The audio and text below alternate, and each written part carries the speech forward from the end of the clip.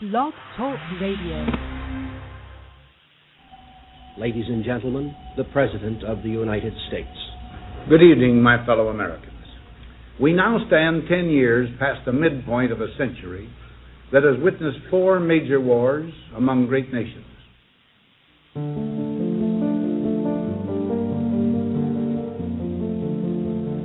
Until the latest of our world conflicts, the United States had no armaments industry. American makers of plowshares could, with time and as required, make swords as well.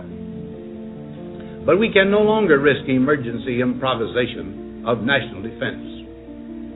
We have been compelled to create a permanent armaments industry of vast proportions. Added to this, 3.5 million men and women are directly engaged in the defense establishment. Now, this conjunction of an immense military establishment and a large arms industry is new in the American experience.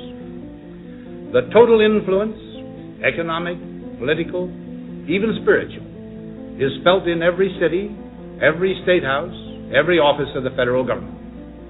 We recognize the imperative need for this development. Yet we must not fail to comprehend its grave implications. Our toil, resources, and livelihood are all involved. So is the very structure of our society. In the councils of government, we must guard against the acquisition of unwarranted influence, whether sought or unsought, by the military-industrial complex. The potential for the disastrous rise of misplaced power exists and will persist. We must never let the weight of this combination endanger our liberties or democratic processes. We should take nothing for granted. Only an alert and knowledgeable citizenry can compel the proper meshing of the huge industrial and military machinery of defense with our peaceful methods and goals, so that security and liberty may prosper together.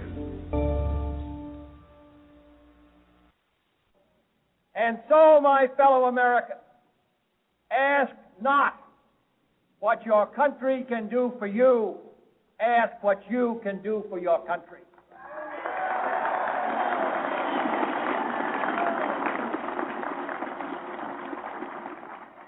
My fellow citizens of the world, ask not what America will do for you, but what together we can do for the freedom of man.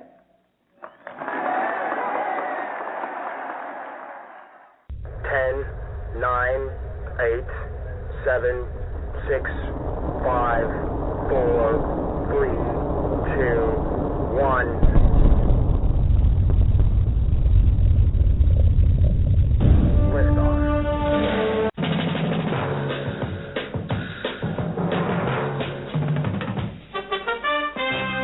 Live from beautiful downtown Shenzhen in Studio A, this is Tough Reality. We'll talk about anything that you want to talk about. Politics, religion, anything you don't discuss at the family dinner, we talk about here. Along with me today is wonderful engineer Kelly in Studio B. We're going to be talking about a lot of things tonight. Agree with me or not agree with me, call me. Come on the air. We'll discuss what you want to discuss. You can reach me at mike@toughreality.com. You can Skype me, MIKEAY2. You can get me on Skype. Call into our show. Listen to our show. Be attentive. All right. Thanks for listening. All right, everybody. How you doing? This is Mike Aemisegger. Tough Reality, toughreality.com. Thank you so much for listening, everybody. We thank you for listening to our abbreviated shows. We're doing the 30-minute runaround quickly as we can, doing news, views, opinions. Last night we had a great rant and rave, so to speak, and it went very well. Had a lot of good comments. A lot of people are listening to my show, and we're very excited about the 30-minute format. Now, we're going to be doing interviews and things like that, and we'll probably expand, and we're going to go over to Spreaker.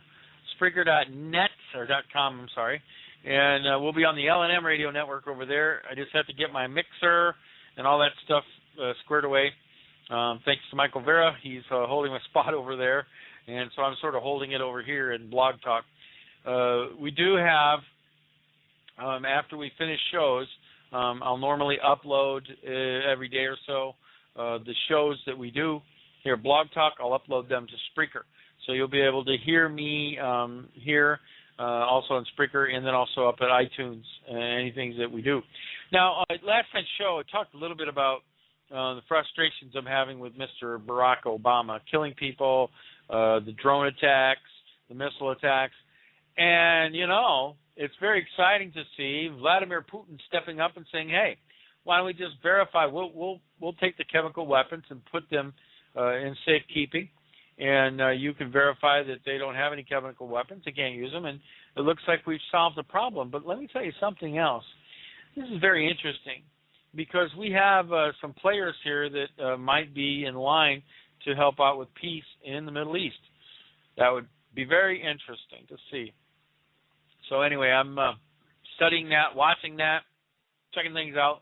It's very interesting, and I love politics. But even bigger than the politics thing is stuff that's going on out in the universe. Now, one is this comet Ison that's coming in.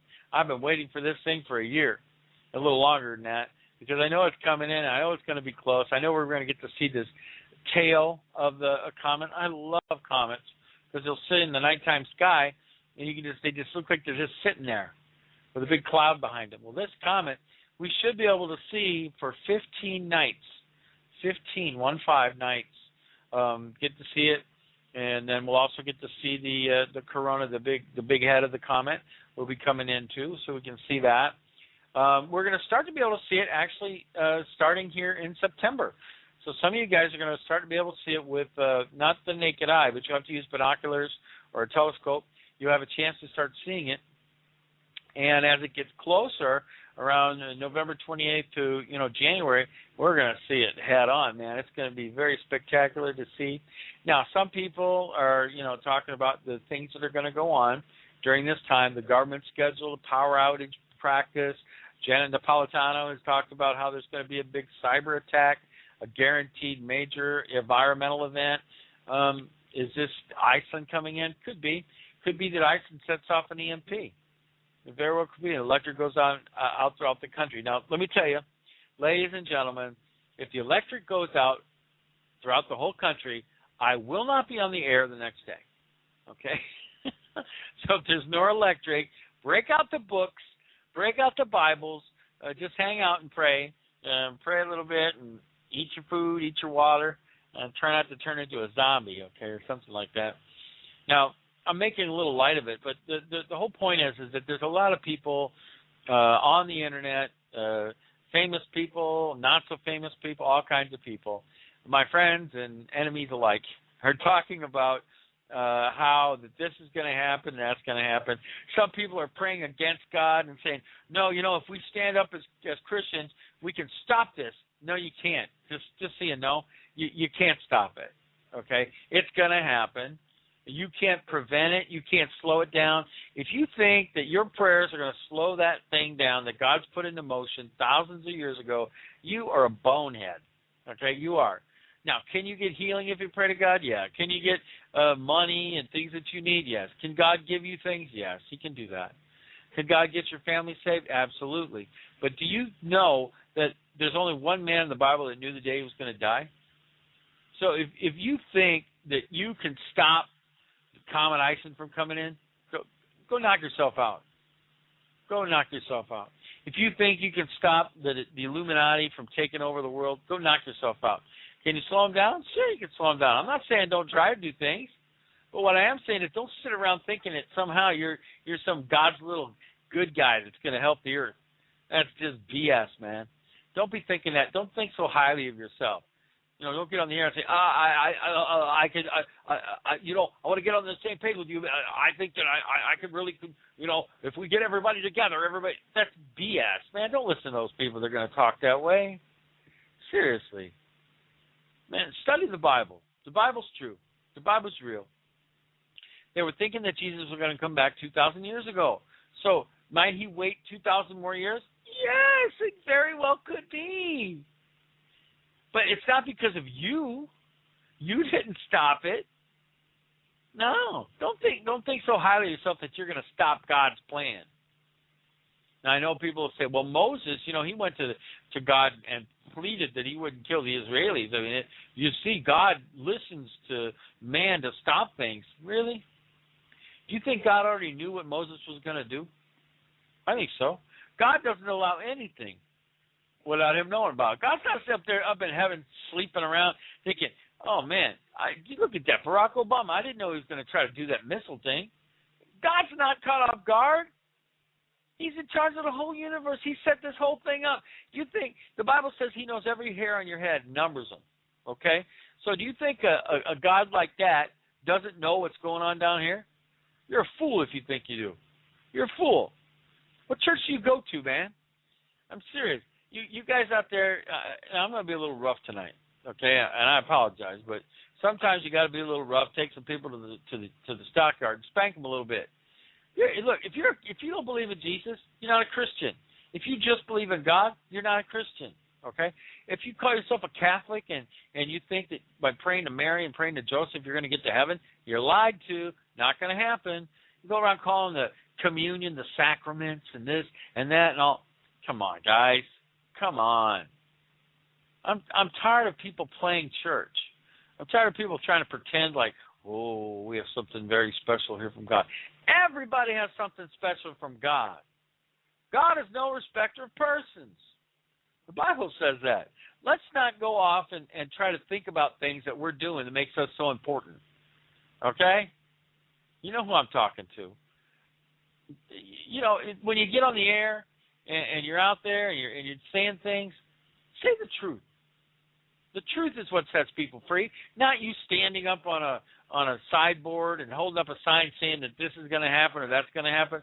I'm not saying don't do that, but what I am telling you is you holding up a sign about doing this or doing that doesn't budge God. God doesn't look down on you and say, oh, there goes my little guy. No. Wait till you get to heaven. You're going to find out. You're going to get rewards for works that you used in the Bible. For example, you're going to get rewards for getting people saved. How many people have you gotten saved last week?